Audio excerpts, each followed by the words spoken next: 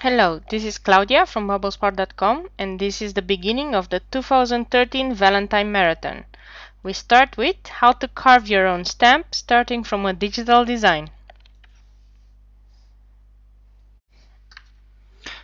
I have already carved the rose from the digital stamp collection My Rose from bubblespot.com, and I've carved it out of the white rubber from Speedballs, Speedy carve. But this is a bigger one, so I wanted a smaller version. So I downsized that pattern. Actually, you can find it already in the collection downsized. As you can see, the bigger one I've already made, and some other nice carving that I've made. For the tracing, you can use either tracing paper or vellum. It works the same way.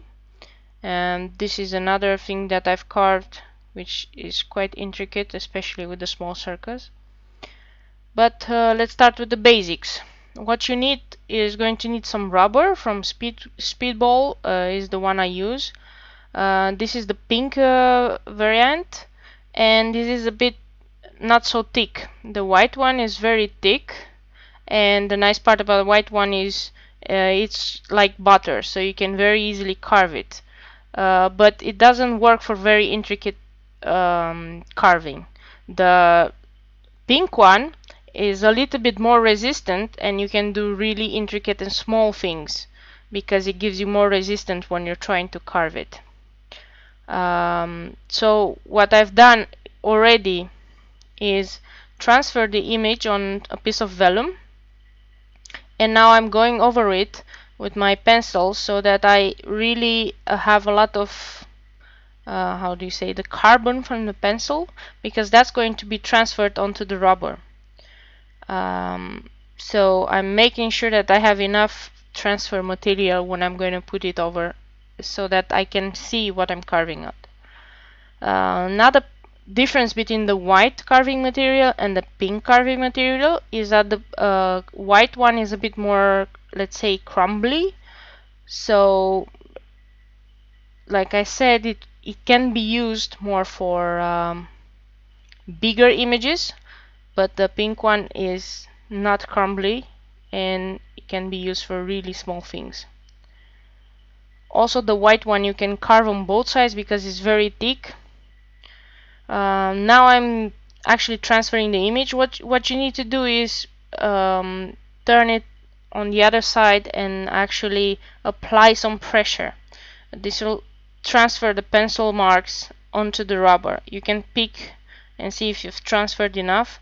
Otherwise, if it doesn't work with just small pressure, try to apply more pressure by just going outside with your pencil. You can use a stylus or any other object that can apply even pressure.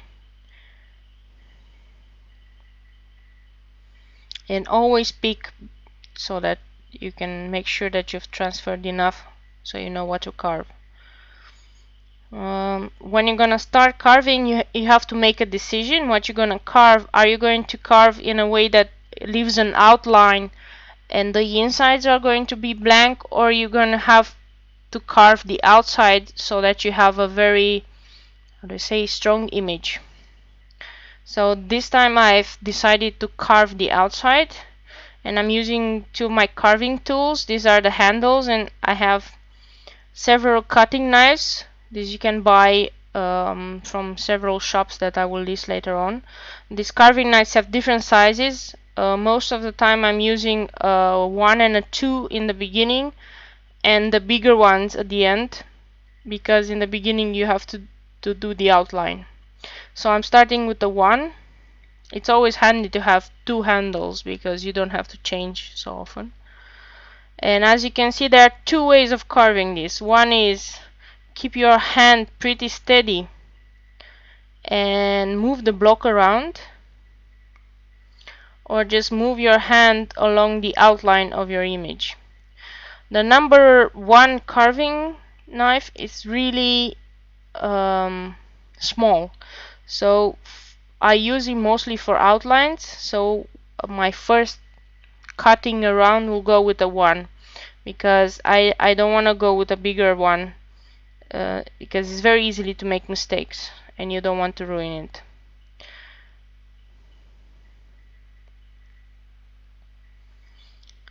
I'm working on an odd angle because I cannot stay on top of my block of rubber since I'm filming this, but it will be much easier for you when you do it on your own. Just stay on top of it and then you'll see very good what you're doing.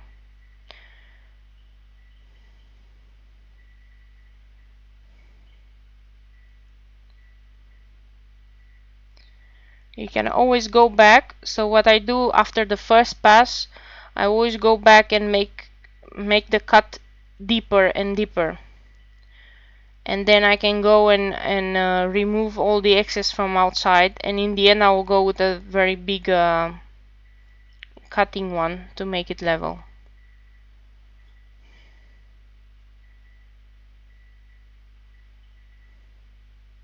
From what I've seen at the art shops here, you can buy, so these are the special handles from Speedballs. They are plastic, but the tip is made of metal, so it's very sturdy, and thus you can use these ones with linoleum. Linoleum is another carving material, but it's very hard. I mean, it's not like rubber. You really have to put force into it, and you will probably need a wooden structure to keep it in place. So, but these carving knives are suitable for that one. Why I don't like for my card making to carve out or linoleum, because my inks don't really stick very good on that surface. It's a very sleek surface, and you would need paints that are more like for painting or special paints. And if I carve out of this rubber, I can use all my inks that I have, the chalk inks and the dye inks and the alcohol inks, and it will work just like any other rubber stamp. You can stamp pretty much almost everything, if you have the patience for it, of course. And it's a nice alternative when you have a digital stamp, but you would like to do more techniques with it than just printing it out on paper and cutting it out. You would like to use different types of ink, you maybe want to do embossing, and so you do need a real life stamp for it. I'm switching now to my number 2 cutting knife because I have a bigger portion I need to cut out. As you can see, this is a bigger one and it works faster. Now I already have the outline, so I'm just making the grooves deeper and deeper. So eventually everything that is on the outside will go away, and the only thing that is going to be stamped are the raised leftovers on the rubber. If you were to use the white version of the rubber, that one being more crumbly, you would also need a bigger brush, so you can brush the, let's say, the dust that forms when you start carving, but with this one it's not necessary. I have also tried to carve out of the rubber gums that you can just normal erasers. That works fine as well. It does give you a little more resistance, and also when you're trying to pick up those pieces, they will sometimes elongate because rubber gum is more elastic than this rubber. But in the end it works okay. Why I don't use it is because I find that the price is for the rubber is cheaper when I buy this special carving one, and also because this is easier to carve than a normal rubber stamp. I move now to the bigger one, to number 5 carving knife, because now I have to do the outside and that can go really faster. The inside is almost done. You don't want to carve too deep, so that's why you always try to keep the carving knife quite level with the carving surface, because this pink one is not so thick. You don't want to go on the other side, otherwise you'll end up with nothing to hold on to.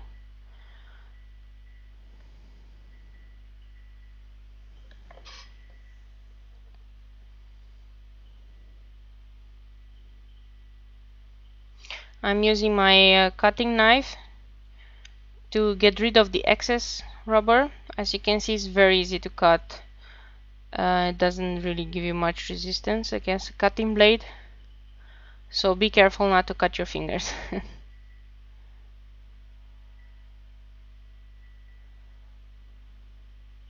I'm going back with number 1 because there are some small um, details that I need to make. Maybe the petals to be rounder and some small things that I've missed.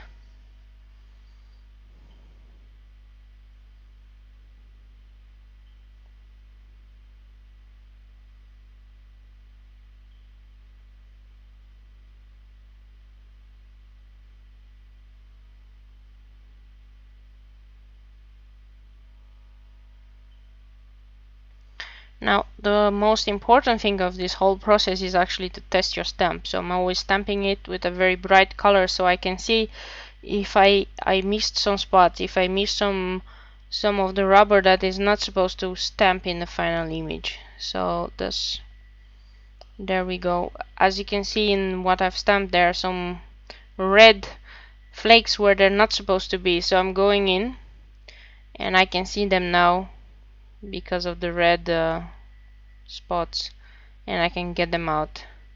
This is a very good way to clean your stamp.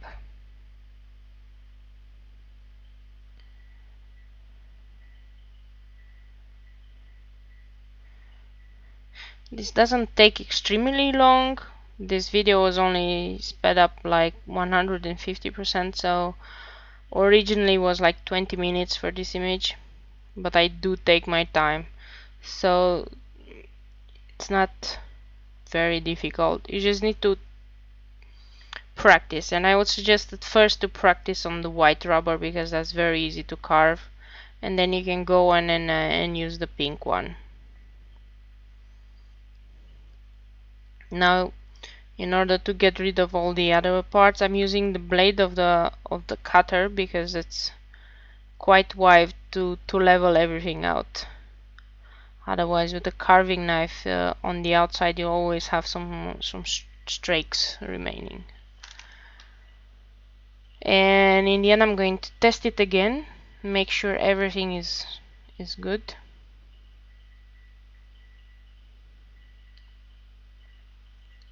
And I can see no other unwanted flakes there, so that's it. This rubber stamp you have to take care as any other rubber stamp, as in please clean it with a baby wipe or a paper towel, and if you take care of it, it lasts you for years and years, so it's as good as any rubber stamp. Now I'm going to use some easy mount to mount this one up because the pink rubber is not so thick, so it's quite unhandy to be able to apply pressure all over. So I'm just marking where I'm supposed to cut the easy mount.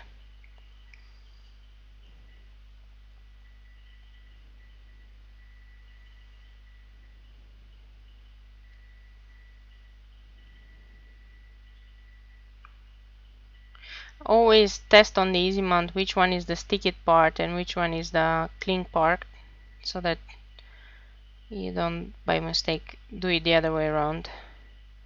And once it's stuck there, it's ready to use as any other rubber stamp you have. Don't forget to cut out the ends because those parts are quite sticky.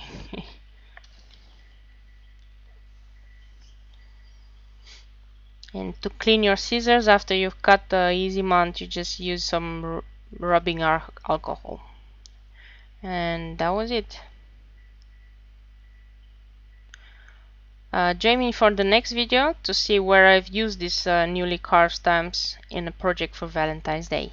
Thank you and see you next time.